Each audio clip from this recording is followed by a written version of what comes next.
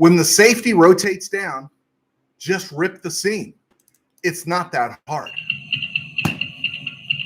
It's all out there. Let's blow off the line of scrimmage. Hang on, offense.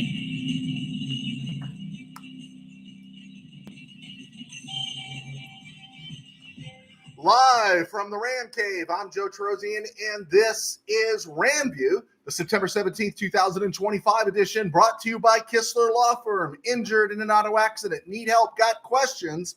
Call Kistler Law at 661-206-6990. That's Kistler Law at 661-206-6990. And check out KistlerLawFirm.com. That's one word, KistlerLawFirm.com. Kistler Law, they've been fighting for you since 92. And by Temple City Auto Repair. Having some auto issues? Get yourself some John and Henry at TempleCityAutoRepair.com. Yeah, I had to work that in there. I've been seeing that Tom Brady commercial. And, you know, growing up with NFL films, there were always those great quotes they slipped in there. You know, I'm all down with 65 toss power trap, but you know, the Lombardi screaming, what the hell's going on out there? You know, everyone grabbing, no one tackling, grab, right? All those cool lines that you'd hear, even some of the later ones with, you know, Parcells when he says, hey fellas, this is what you work all off season for. This is why you lift all them weights. This is why you do all that stuff. There's some really great lines. And I know this isn't NFL films, but just that look on Brady's face in that commercial is fantastic. Where the safety rotates down, just rip the seam. It's not that hard. You know, I see him in a room with Chip Kelly and Geno Smith and the guys over there saying, hey, man, dude, if the safety rotates down, just rip the seam. I love it. It's just a great line. There you go. I got that out of the way. Thank you for clicking in. We're getting ready for a monsoon here in SoCal, and everyone's all excited about the Philly game. Even baseball, man. It's like sometimes people forget that baseball's going on, you know, with everything that went on with the Dodgers last night and everything, and Shohei and Dave Roberts. It's just boring compared to talking NFL. It's fascinating. It's easy for me since my Mets are only a half game up in the wild card spot. So with that said, let's talk NFL football. We're going to talk the Rams, Eagles. We're going to talk player acquisitions. We're going to talk offensive line, a small amount of PFF, and then we're going to take a look around the NFL, look at week 3, and then briefly talk about the day Jim Everett came to the Rams. All right, so first thing, playing Philly, everyone's talking about the tush push, right? I've said it before. I'm going to say it again. I don't want it banned. The players should police the tush push. If it's inside 2 yards, all the data the last 3 years indicates you're not going to stop it. You're just not. So my argument is jump the snap, blow up the center. Don't let them pick via the snap count when they're going to take their shot against you. You just deliver your shot against them and deliver the pain, right? Especially at the goal line. Do it 3 times. Yeah, I know they came up with this crazy thing. Well, if they do it again, we're going to award a touchdown. We saw that last postseason. But I don't care. They're going to score anyway. So to kind of quote Otter from National Lampoon's Animal House, you know, they're going to nail us no matter what we do. So we might as well have a good time, right? And make it so the next time the Eagles are in the huddle and the call comes in for the tush push, their center Jurgen says, man, I ain't doing that anymore. I'm just not going to do that anymore. It hurts. Deliver the pain.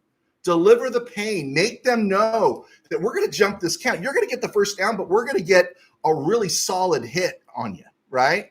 You know, I've taken heat for this, but let the players on the field regulate it instead of trying to eliminate it. I can remember playing basketball, especially against the hacks I played against, you know, getting smashed driving the lane, but also always getting the foul call. Most of the time I got the foul call. Yeah, I went to the line, you know, hit a free throw or two. But after a while, I didn't want to drive the lane anymore because I figured I drove it the last time. I still had my teeth. I still had functioning knees and ankles. Well, why do it again, right? And especially when you got a 5'10", 280-pound bald guy with 30 of those pounds hanging over the front of his waist while he's wearing those low, old-school blue running shoes that people used to wear on a basketball court. I look at that and I decide, I didn't want any more. I'll just stay up outside and shoot the ball. The same thing. The interior of that Eagles offensive line won't want anymore if you just launch into them. And then the tush push will go away. It'll go away. Make them pay. Make them pay for it. That's my first thought about the Eagles game. Guys, thanks for joining us. ESG, the word tundra was first introduced to me by NFL Films. There you go. Tundra. I love that. I got to tell you, I hate the Cowboys, but one of my favorite things was hearing Facenda say, something like, but for Cinderella, the clock was about to strike midnight because she had a date with Doomsday. And then they show this real slow, music and build up of them just delivering all the carnage they can to the Cardinals or the Eagles back in the day. So yeah, there's a lot of stuff we learned from NFL Films.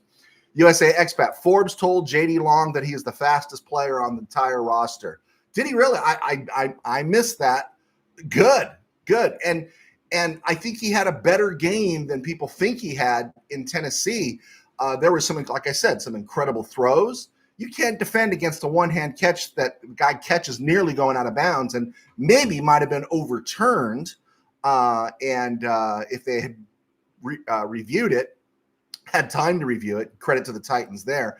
And then again, that fluke touchdown, no one's supposed to make that throw that Cam Ward made. So I'm not faulting Forbes for anything. I didn't get my pick six, though. That part kind of sucked. Tim Burns, the word tundra was introduced to me by the reservation in South Dakota. Is that what you're saying? Tim Burns, hurry, Joe. Jimmy Kimmel is on. Not for long, from what I hear. I hear Jimmy Kimmel's not on for long. Second thought about the Eagles game. Like the opener with the Lions last week, it's not or shouldn't be a revenge game. To me, it's fact-finding, right? Where are the Rams in comparison to the world champs, right? Analyzing strengths and weaknesses. Is this offensive line better prepared to face that defensive line, which is not as strong as it was last year, even though Jalen Carter is there? If it ends with a win, the KBM is going to admit the Rams are Super Bowl contenders. And that can be fun. I kind of like being cantankerous and upset because everyone's picking against us. But that's if it ends with a win. If it ends with a loss, but the Rams learn a whole lot, to me, that's a win. That's a great win. It's something to come back and build on. The only way this game is a loss for the Rams is, no matter what the scoreboard says, is if they lose somebody to serious injury or a number of players get banged up, right? Scoreboard, win or lose, don't get emotional again. The Rams, a lot of people wrote this game off as a loss. I'm not writing it off as a loss. The Rams have a shot to win this game, more so than maybe some people think on the road. But don't get uptight if they lose this game. What the Rams did is they went to Tennessee and they won. They won against Houston. And the way people are talking about the 0-2 Texans, you'd think they belong in the Super Bowl. And the Titans played better than most people thought, and the Rams took care of business down the stretch. But the Rams did what they were supposed to do. And so if they end up 2-1, don't get emotional. Get emotional if Rob Havenstein goes down for the year or something like that. Knock on Formica that doesn't happen. But don't get all worked up about winning or losing this game. This is something McVay is going to take notes on. He's going to see what they got. I don't think Philly is as strong as it was last year. I think Saquon Barkley, 500 touches last year, takes a toll. I don't think the offensive line is as strong. I think it's very good. I don't think it's as strong. Dickerson is always dealing with some kind of little nick up and bang up. Lane Johnson's getting older. We saw what Jared Verse can do to Jordan Mailata, and they're starting a new right guard after replacing Mekhi Becton. So this is a good team. I'm not saying it's not a good team, but we don't have to be afraid of them. We just don't. The question is, can this offensive line, where's Avila going to be game time? And then they're going to have Jalen Carter on the other side. But they don't have Milton Williams, right? They don't have some of their other guys. They don't have Josh Sweat coming off the edge. And so it's going to be interesting to see how it plays out. And the Rams very well could get the win. That's great. I want them to win. Good. But I'm not going to be super uptight unless somebody really goes down for a long a long run. And again, the Eagles have been cruising for a bruising. Let's be right there. They should have lost to Dallas. And if Travis Kelce isn't thinking about his fiance, they probably lose to Philly, right? And so they're ripe right now. They're ripe for the taking. Just don't get emotional. I will say this. I had it down here at the bottom, but I will say this in a postscript on the Rams-Eagles game, and I'll pick a score on Friday. Keep an eye on this. Big game in Philly in week 3. And then in week 5, a big Thursday night game against Fog City right here in LA. And in between is a Colts team that right now nobody thought would be 2-0. Everyone thought the Dolphins would beat the Colts. No one gave any respect to Indiana Jones. And the same thing with them beating the Broncos. I didn't pick them to beat the Broncos, right? And they beat the Broncos. Now, there was some crazy business there with the officials, but they beat the Broncos. The fact that they were in that game and in that position tells you something about them. And we've argued from here. This is a good team. They just don't have a quarterback. And right now, Daniel Jones is playing like a good quarterback, and that could be trouble. And I think post-Philly, before Frisco, even if Frisco was down, it's still Frisco. That week 4 Indy game at home could be a trap game. Just keep your eyes on that going forward. All right, more people have joined us. Thanks, guys. Neil Gonzalez, Rams win 31-16, and the Eagles score a touchdown in the last minute of the game. They go for 2, but they don't get it. I hope from your lips to the football gods, small g ears, I hope that happens. I'm all down. USA Expat, Eagles defense prepping for Puka and Devontae, so Whittington could be the X factor versus their third corner. Yeah, and they've had some struggles there. And it really just depends. Yeah. Will Stafford get time? But Stafford's such a warrior. Stafford gets sacked twice. Stafford was getting his butt kicked in that playoff game in the snow. And, the defense did their job, kept the Rams in it, and Stafford can play. I like the fact that Stafford can play in an integrated environment where it's all chaos and madness, right? And that's Stafford's game, right? He can play there. Where Goff, everything had to be a little more pristine. Everything had to be a little more cleaned up. Stafford could play a Billy Kilmer game where he's obviously more talented than Billy Kilmer, but all messed up, everything, the field's not going on. He could throw 3 interceptions. He'd get sacked 5 times, but he's still in a position to win the game for you. Tim Burns, Eagles don't look good. Worst 2-0 team since San Fran. Rams 27, Eagles 17. Now, what happens to the KBM? What happens to the KBM and our little Rams world here? Not just our world, but all over Ramdom. If that happens, right? Everyone's going to be saying, "Oh, I knew the Rams were going to win. I knew it," and it's going to be kind of sick, right? They're going to be at the sports bars and talking to the fake fans, and everyone's going to pull out their gear, and yeah, not that I'll take that for a Rams win, but it's just I just see things getting out of hand if the Rams win in Philly. Neil Gonzalez, I really believe the Rams have a lot of explosive plays in this game. Everyone gets involved. My thing was I didn't like watching Darius Williams trying to defend A.J. Brown. But, they're not passing the ball super well in Philly right now. And we've seen with their guys that they got, the guys they drafted last year and who they have at corner, they're good. They're good. But you know what? Puka played really well against them. And now they got Devontae Adams to legitimately consider. And that's something that could play a huge part in this game. ESG, the media is already jumping on the Chargers bandwagon.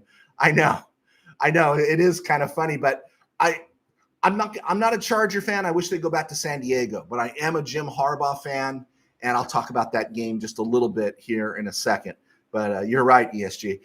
Brian Smith, the Zebras won't call tush push false start penalty in Philly. Book it. You're right. That's why we got to go with my plan. Anyone say I'm wrong on this? When they line up, especially at the goal line, inside the 2, and they're in tush-push formation, they're going to score. So, again, to quote Otter, you might as well have a good time Jump the count. Not jump the count with your linebacker leaping over the line of scrimmage, not with somebody diving in from the edge. No, your interior guys, before they snap the ball, you just blast them. Just blast them with everything you got. Do it 3 times in a row. Let them award the Eagles a touchdown. But you know what? They're going to think twice again before they set up in that formation. And they very well could do it again. And if they're inside the 2 with the tush push, they could still score unless you make them pay for it. Make them pay. Make there be a consequence to their actions. Let the players regulate this game. I really wish they would do that. That's how I feel about it. That's what I feel about it. What did Clubber Lane say in a second fight with Rocky, right? He says, what's your prediction for tonight's fight? He said, pain, right? That's what I want to see. I want to see pain delivered to the tush push. Tim Burns, Stafford's 3rd game with Adams. Huge day coming. Hey, that's a good call there, Burns. That's a good call. I mean, that's the first time, we had Robert Woods on the other side in 2021. And even in 2021, we were talking about the offense being too cup-centric, right? Now, he rode that cup-centric all the way to a Super Bowl win, but was like, man, gosh, you got Robert Woods over here, and then eventually OBJ. You got to get the other guys involved. And then last year, man, it's a lot of cup. I'm not a cup. I'm sorry. A lot of Puka. And I thought it was really good. It was almost like a really even distribution. But I think what it's showing here is Devontae is still at the top of his game. He played against a top flight corner the first 2 weeks of the season. And not every team has a top flight corner. The Eagles have a top flight corner and another one that's pretty good. Pretty good's not good enough for Puka Nacua. We saw what he did in the playoffs, and now they got to deal with Adams. There's a lot of stuff there that you're saying there is right, Bernsey. Good call. Rams signed Trey Brown, former Seahawk, 4th-round pick in 2021 out of Oklahoma. He turns 28 next week. Witherspoon expected to miss about 3 months, be back in late December maybe, and that's okay. This injury was up here, so he could stay in shape, and you're going to get a fresh-legged Witherspoon late in December and for a playoff run. So in the end, it's not the worst thing that's ever happened to the Rams. Brown's a former Seahawk. He spent the offseason with the 49ers. He got injured. They cut him. But he's experienced. He's healthy, and he has shown speed in the past. He had a nice year. I'm not saying he had an all-star year or anything. In 2023, played 600 snaps, had 2 picks. But, behind Reek Woolen and Devin Witherspoon, who's actually down right now, not a lot of opportunity for him. And so I don't think it's a bad pickup. And it'd be kind of nice to see maybe the Rams can coax something out of him that the Seahawks couldn't. And so not a bad pickup at all. And we'll see how it all plays out. Okay. And so far, no panic postings by KBM about players not dressing for practice. By this time last week, 3 Ram starters are not, dressing out and all that stuff. So it seems like we got out of that game outside of Witherspoon. We got out of that game in Tennessee in pretty good shape. Keep your eyes on Avila, see where he's at. Put one eye on Parkinson. I know everyone wants Ferguson to come up, and Davis Allen is playing pretty good. And then you got Tyler Higbee. There might not be room for Parkinson. I would still say keep an eye on Atwell in terms of I can only honk for him so much, and I'll put a call into Sean, but it's obvious that Sean can't figure out a way to get him the ball. And it's not his fault he's not targeted. It's not like he's not open. They're just not going to him. And you be creative. Run something for him. And but that's what the Rams do. Pay enough of his salary, he becomes a little more viable for somebody to pick up for maybe a 5th-round pick. That'd be awesome. You got a 5th-round pick for him at this point. But I think he's going to get Van Jefferson. I think he's going to get traded. Because I can't see room for him. Munfield's getting on the field for a few snaps. Smith's getting on the field. And, of course, Whittington is playing well and passed him on the depth chart. So that is something to consider. McVay's on the injury report, torn plantar fasciitis. I don't know what a torn plantar fasciitis is, but I've got a plantar fasciitis issue that flares up every now and then. And there was one time years ago, I was actually on crutches for a week. That hurts. Yeah, that hurts pretty bad. I got a night splint, something that keeps your foot like that, and took care of it. But I've never torn a plantar fasciitis. So anyway, no panic postings. Keep on track there with injuries. And interesting also, it's not my first go-to in terms of sharing with you guys because you guys can go there. But I did think it was interesting looking at PFF and in their coding. If you're in the blue, got a blue dot next to you, you're playing fantastic. If you're in the green, you're playing very well. And I thought it was curious that the Rams offensive line is pretty much green across the board after 2 weeks. That includes Coleman Shelton and Justin Dietrich, even though our eyes might tell us something else.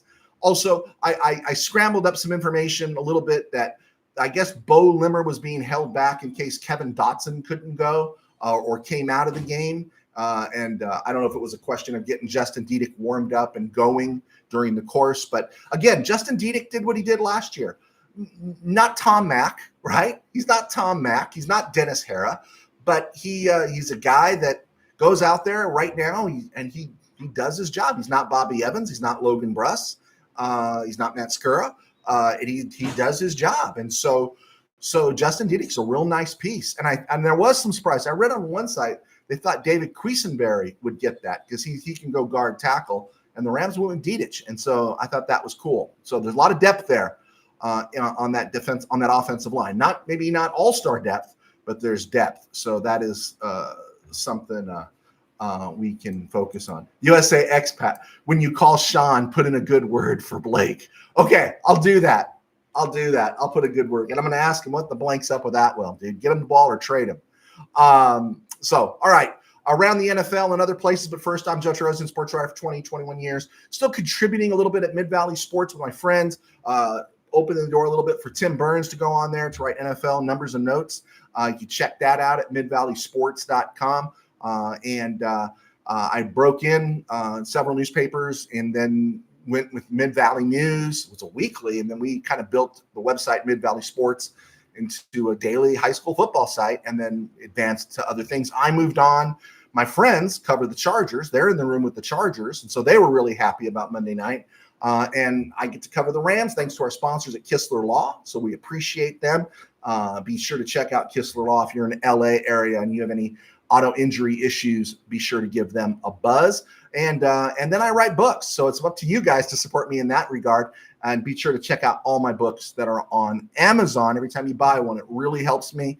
As Steve Ramirez, former sports writer, said on the show last week, if the Rams beat Philly, then it comes down, the top teams in the NFC are going to be the Rams and Packers. And my last book that came out last September, Game Day in the RamCave, that is a fictional NFC championship game played between the Rams and the Packers at SoFi. So you might want to check that out. A bit prophetic, maybe. You might want to give that one a look. And all these things help me stay employed in my day job as I pastor a small church in Burbank called Burbank Faith Nazarene. And you can find us right here on YouTube at Burbank Faith Virtual, burbankfaithvirtual.com, and Burbank Faith Virtual across social media. And be sure to check us out on Spotify and iHeart. And I was prepared to launch a 15-minute FanView show. My column for years was called FanView, and paid some bills. So that was really cool. I paid a lot of bills writing FanView. And so I was going to do a broadcast FanView on Tuesday, and because Tuesday is my day off from my day job, and I had an emergency came up. So I'm looking at my copy. I'm looking at the set over there. I'm hoping to get on as soon as I can, and then I'll be posting it here. So want to keep you guys up to date about what's going on with me. Before we get to injury news, we got a few things coming in. Tim Burns, Deshaun Foster was a weird choice in the first place. Yeah, it was. ESG, Game Day in the RamCave, nonfiction edition. Yes, it is. We want the nonfiction edition, but my fiction edition is maybe it's prophetic, huh? Maybe it's prophetic. There we go. Let's see. Around the NFL and other places, injuries. Vikings put Aaron Jones on the IR. That hurts one of my fantasy teams. Bigger deal, Cardinals put cornerback Garrett Reynolds, who had a really good year last year, on the IR, and they're thin. That hurts the Cardinals big time. So they put him on the IR. 49ers put Ben Barch on the IR. He's out for about 4 weeks. So they got some issues there. Tampa Bay puts Kalijah Cansey.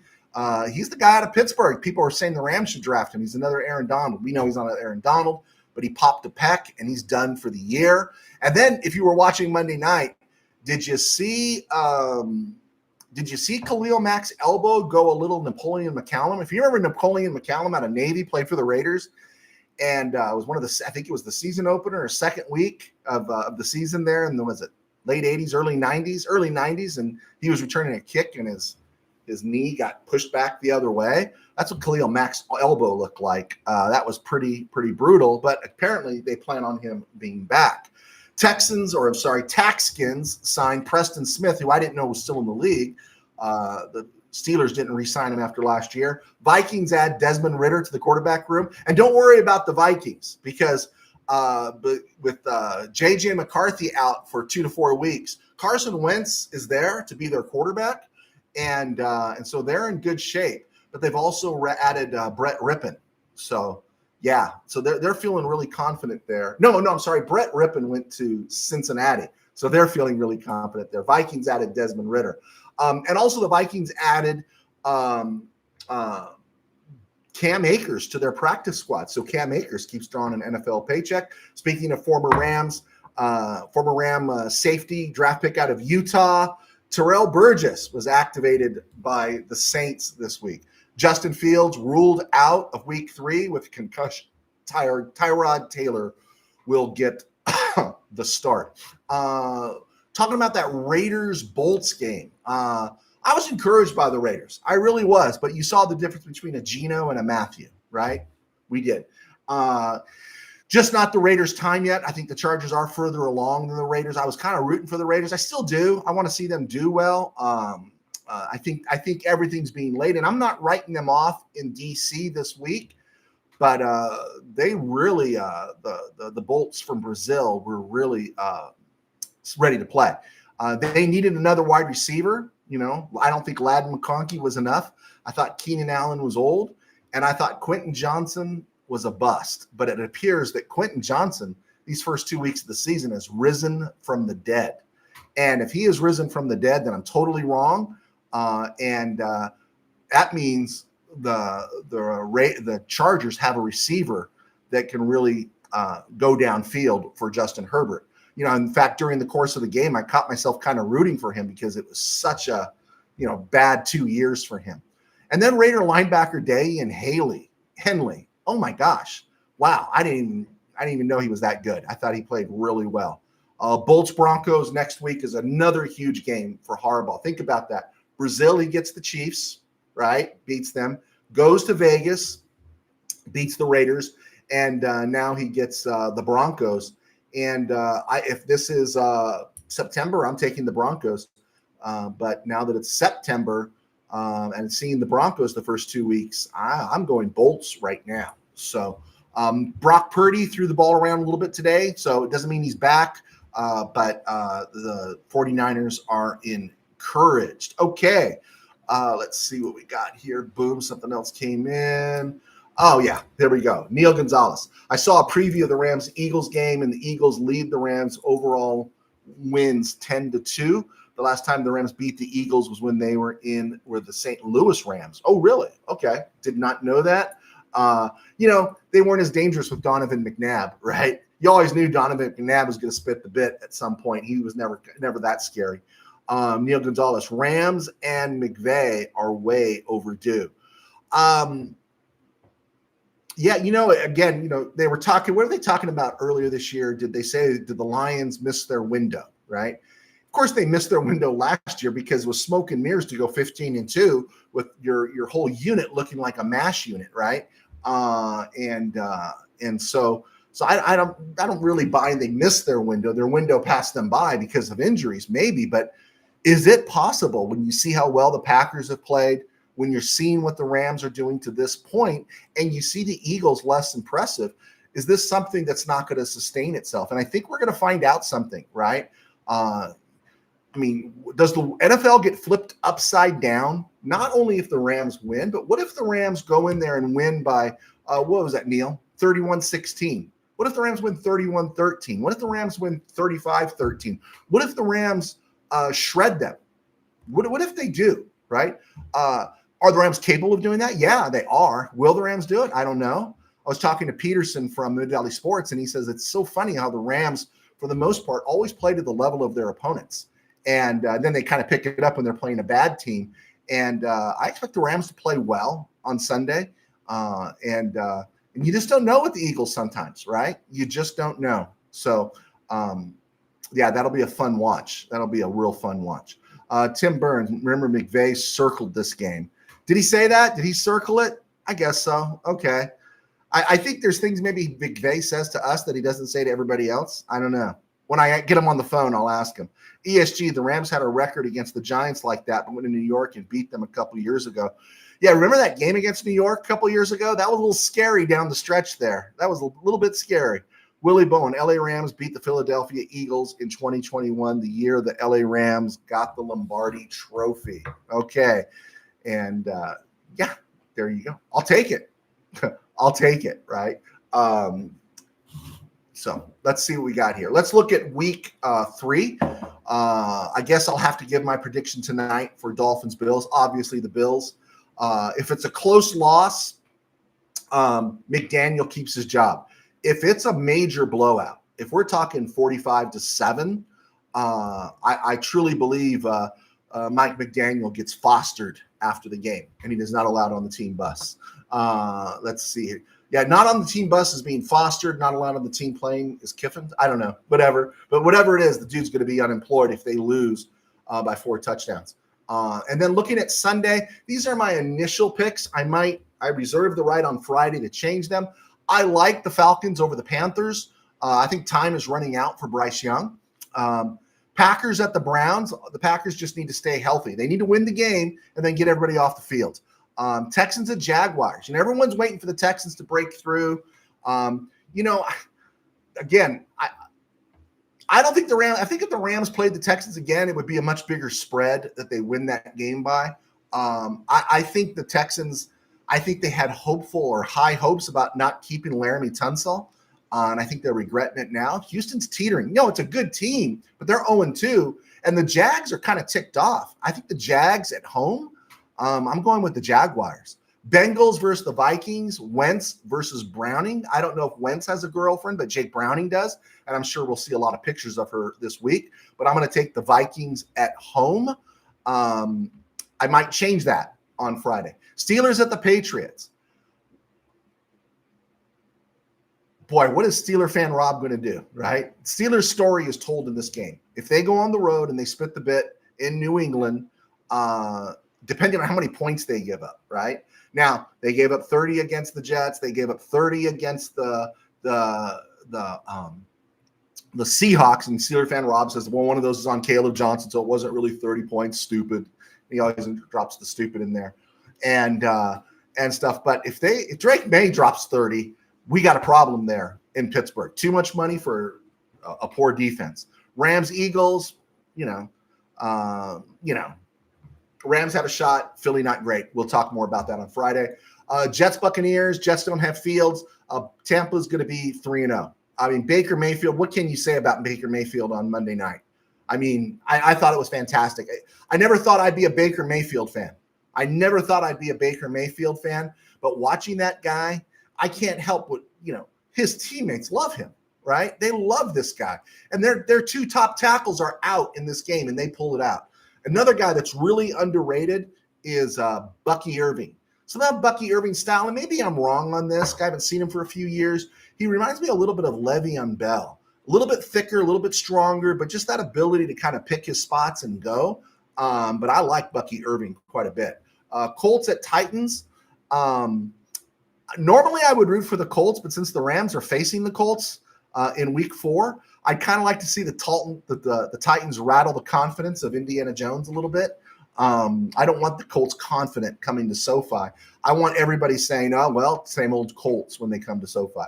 Raiders at Taxskins. Toss up. It should be the Taxskins in D.C., but I wouldn't sell short the Raiders and Pete Carroll. Broncos at Chargers. In August, like I said, the Broncos. Now that it's September, it's the Bolts from Brazil I'm going with. Saints at Seahawks. Seattle can't lose at home and consider themselves a contender to the Saints, right? They can't lose to the Saints and think that they're actually going to play for the title in the NFC West. Can't do it. That's why I think they're going to smash them.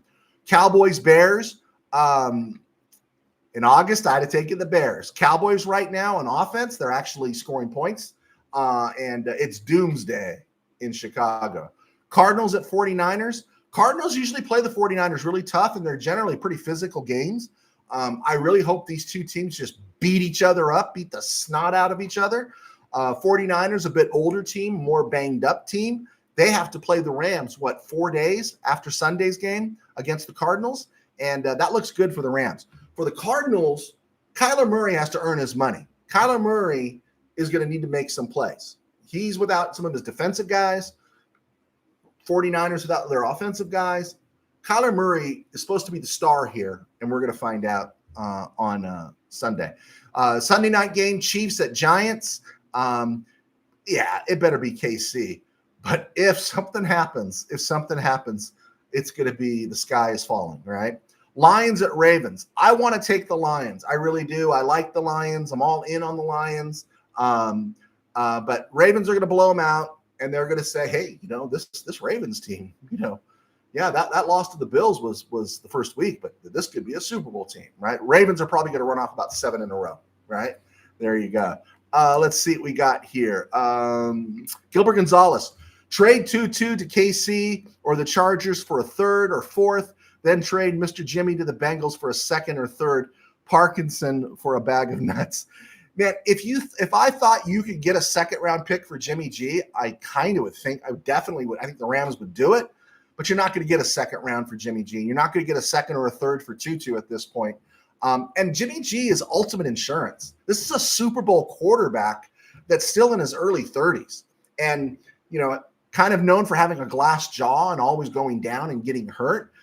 He hasn't really had a lot of playing time the last 2 years. And so he's fit and healthy. He knows the offense. I don't know if I want to move off of Jimmy G even for a third right now because, this is a place the Rams weren't in 2021. This is a place the Rams weren't in 2018 in those Super Bowl seasons. It's like the idea that we got a top-notch backup with extensive starting experience, Super Bowl experience, that gives me a lot of confidence. And I don't know if I want to get rid of that guy too quick there, Tutu. Parkinson, I don't know. And the thing is, everyone talks about Parkinson's contract. That contract's pretty much done, guys, right? It's a 3-year deal, but it's pretty much done after 2 in terms of guaranteed money. And I don't think you're going to have many takers right now because there's just not much special that he does. Let's see. Boom, boom, boom. Willie Bowen, LA Rams beat the Eagles. Okay. Although I want a high draft pick, this is ESG for the Rams. It's not that important that Arch Manning seems to be a bust or needs another year, right? Or needs another year. I think there's two narratives that are out there right now that everyone is salivating on. I was listening to Coward today. One, I've said this before. This is a tangent. Coward talking sports is one of the best there is. He's talented. He does this stuff. Everybody should be as good as him. And he keeps talking sports when Rodgers and DeMarco Farr are talking movies, when Petros and Money are talking to Vic the Brick about something. There's just nothing to listen to on sports talk anymore. But Colin Coward, give him credit. You might not agree with everything, still talk sports, but it's apparent he didn't grow up in Los Angeles when he made a statement today that he says Magic Johnson couldn't shoot. And it's like, Magic Johnson can shoot the ball. You don't know what you're talking about. So in that aspect, I struggle with Colin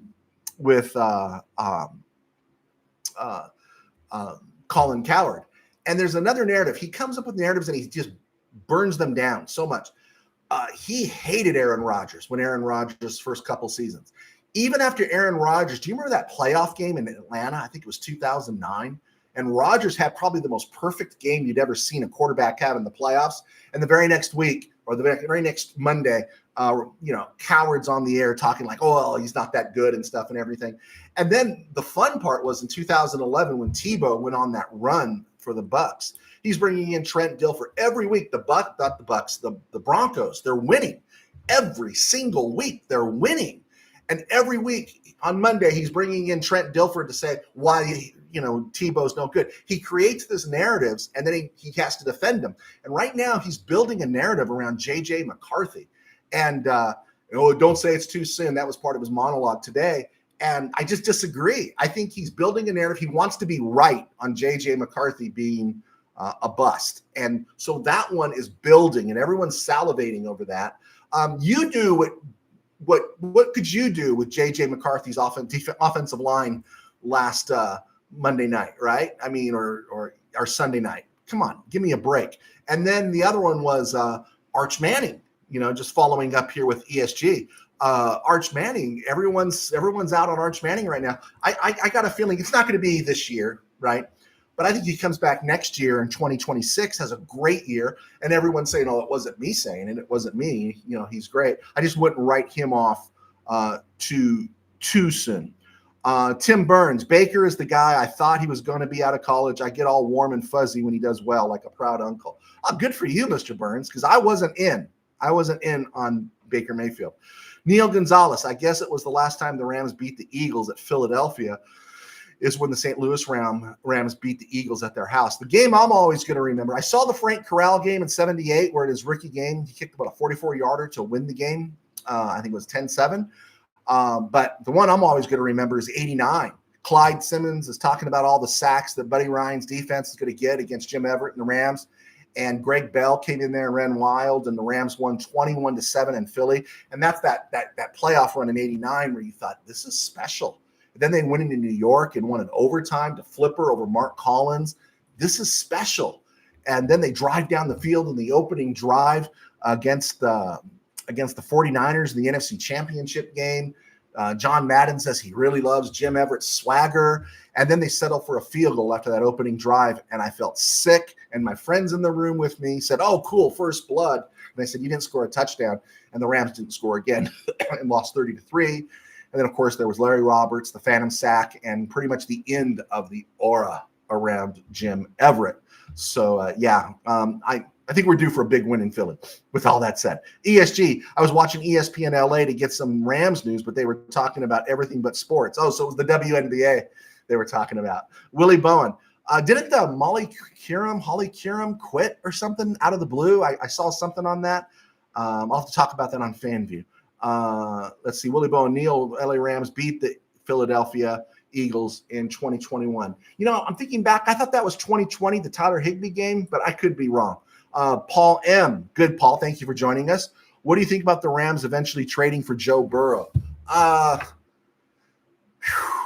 If there's anything left of Joe Burrow, right? I don't want to give up anything for. I like Joe Burrow. I think people like him almost too much, but I do like him. But I think they like him almost too much. And all things being equal, I think Stafford's showed us he can take a hit and repeatedly get up. Where I don't know that about Joe Burrow. I wouldn't give up anything more than number one for Joe. I just wouldn't. You never know. He would know the system. He's playing for Zach Taylor and stuff, but I wouldn't give up too much for him. At some point, though, I do think you're right. Although signing T. Higgins and Jamar Chase to those contracts, I think that takes away some of the. If I'm, the Joe Burrow going the Carson Palmer route, where it just says, "Man, I want out of here." I think that takes that away. If those guys weren't signed to their contracts, I could have seen, Joe Burrow just saying, "Guys, I got to go. I'm out. Trade me." Right. Yeah, that's a good question, though. That's something to keep an eye on. I'm not Nostradamus. Anybody that watches football, you guys too. The year Matt Stafford in January was traded to the Rams, I was saying to a friend, a former coach that I know, I said, "Hey, keep an eye on it. Stafford's going to the 49ers because they're done with Jimmy G. They're going to make a move for Matt Stafford." And I said it because there's no way the Rams are going to get out of that contract with Jared Goff, right? And then a week later, the Rams traded for Matt Stafford, and I was happy to be proven wrong. But yeah, you just got to look at some of those quarterbacks that, you got to, of course, play with the salary cap, but, who's there, who's struggling, who's ready to go, Who's ready? If things kind of go south there in Jacksonville, even though they signed him, keep an eye on Trevor Lawrence. But I think they're committed there. I think Trevor Lawrence is a guy to keep an eye on. I do think Burrow to some. I know it sounds really strange. Keep an eye on Dak Prescott. I would say keep an eye on Baker Mayfield, but they're playing really well. You don't want anything to do with Bryce Young. You don't want anything to do with any of these other guys that are struggling right now. But there are guys that you should keep an eye on. And, there's going to be that Matt Stafford type that's constantly getting his butt kicked and can't get anywhere. Hey, who knows? Keep an eye on C.J. Stroud, right? Keep an eye on C.J. Stroud. Tim Burns, Indy or Tennessee? My heart wants Tennessee. My head right now is leaning Indy because I think Indy's a good team, and I want them dispirited when they play the Rams. I said this at the top of the show. I don't know if all of you were here, but the Week 4 game is kind of making me nervous in the sense that Rams have the Eagles in Week 3, and then they've got a shortened week on a Thursday night game in Week 5 against the 49ers. And in between that, the Colts come to SoFi, and that's what makes me a little nervous about feeling like it's a trap game. Now, professional athletes shouldn't fall into that. We get that. This is an experienced Rams team. But you don't want to overlook the Colts because the only thing that's been holding the Colts back really has been quarterback. And if Indiana Jones can play at this level, then doggone, that makes the Colts a bit scary, right? It makes them a bit scary. Or maybe, they can crash and burn and come back to earth if the Titans beat them. And that's kind of what I want. I want that. My friend Rich Whittington, a diehard Colts fan, doesn't want that to happen, but I do. Because the Colt game is one of the games the Rams have to win, right? You got to bank that win. And that was the part that was so frustrating last year is that, okay, you lose to Detroit, but there were wins the Rams should have banked early, and then we would have been less stressed down the stretch. Let's see what else we got here. ESG, Burrow seems to be the Matt Stafford who never had a good offensive line. Yeah, I think there's a fair correlation there. He did get his team to the Super Bowl. He's had a couple of receivers where Stafford really only had Calvin Johnson, but he gets whacked and he goes down. I mean, goodness gracious, we're watching Stafford in that, was it his rookie year or second year? His arm is hanging down by his knees and he goes out there and finishes the game. But yeah, that's a great tour to always do, is go around and see who's the guy that's pretty good on a team that's not going anywhere, right? Other thing I would say that too right now, and I'm kind of going off script here, talking about trades, I think Atwell should be a guy you keep an eye on. Parkinson should be a guy keep an eye on, but I don't think he's going anywhere. No one's going to want to pick up the rest of his contract just for this last year. I don't think so. But what move are the Rams going to make, right? If they make a move, if they decide, okay, maybe these quarterbacks next year, Stafford's healthy, we're good. We want to get another piece for next year. What move would you make? I think we're set at edge. Josiah Stewart is answering a lot of questions there at edge. If no one else gets hurt in the cornerback room, I'm happy. I'm good. I like our safeties. PFF doesn't like our safeties, but I like our safeties. I like our linebackers. But what I'd love to have is I'd love to, like we were looking last year, and it didn't happen. Stan didn't listen to me. Snead didn't return my calls. Dalvin Tomlinson, who ended up signing with the Cardinals. He was playing out his contract with the Browns. Big run guy up the middle, stuffer. I'd like to see one more interior defender. Not that I have anything against Poona Ford or even Ty Hamilton, who they've drafted, or any of these guys. I'd just like to see a little upgrade there just to make it just a little bit deeper. Just a little bit deeper on the defensive side. On the offensive side, I think you just kind of hold your powder until you see what's out there. The best way to do this is go to Spot Track or just type in free agents for 2026. Find out who's in there last year and see who's playing on a lousy team and who could be trade bait. And so offensively, I think you want to hold back. If everyone stays healthy and everyone gets healthy and firing on all cylinders, I don't think there's a weakness on the Rams offense. Defensively, I'd like one more guy. I'd like one more guy in the interior. But that's a great thing to look at. Let's see here. Tim Burns, I swear I said after the Super Bowl was won, I would take quarterback straight up, but now too many hits. Too many hits. Yeah, too many hits. Trade. What trade? You trade the quarterback with too many hits? Michael Negretti, Pastor Joe, trade Tutu and use Xavier Smith more. I think that's a possibility, Chief. I think it is. And don't cry when we only get a 6th rounder for him. I think he's 4th round material. I think he can go to the Chiefs and produce. But you're going to say, how come we didn't get more, right? But I think there's a possibility. I think at this point, Xavier Smith and Whittington, right? They want to, and Mumfield's getting on the field a little bit. So it's going to be interesting. Willie Bowen agrees with Mike. Xavier Smith more. Tim Burns, seems every year we lose to Chicago or Miami. Who are you worried about that we should beat, but maybe? Oh, that's a great question, because I always bring that up. That's one of the things that does drive me crazy. There's always that brain freeze game, that game where the Rams, like, are you going to show up? Right? Are you just going to show up? They seem to do that a lot against the Dolphins. When Vrabel was in Tennessee, those were some tough games. I'm not super worried yet about that Colt game. Niners league division games, they're going to show up. Ravens, they're going to show up. They're playing the Jaguars in London. I'm not worried about that one. I'm not worried about the Saints in LA. I think, and I've said this is a game the Rams shouldn't overlook. Week 12, they're playing the Buccaneers at home on Sunday night. The draw on that, if the Buccaneers can still stay healthy, is going to be huge in that game. I would keep an eye on them. Could the Rams have a brain freeze week 13 in Carolina? Could they? I don't think they're going to have a brain freeze anyplace else. And if the Falcons keep playing well, they're not going to have a brain freeze against the Falcons. They're not going to overlook the Falcons Monday night, December 29th, okay? But that Carolina game,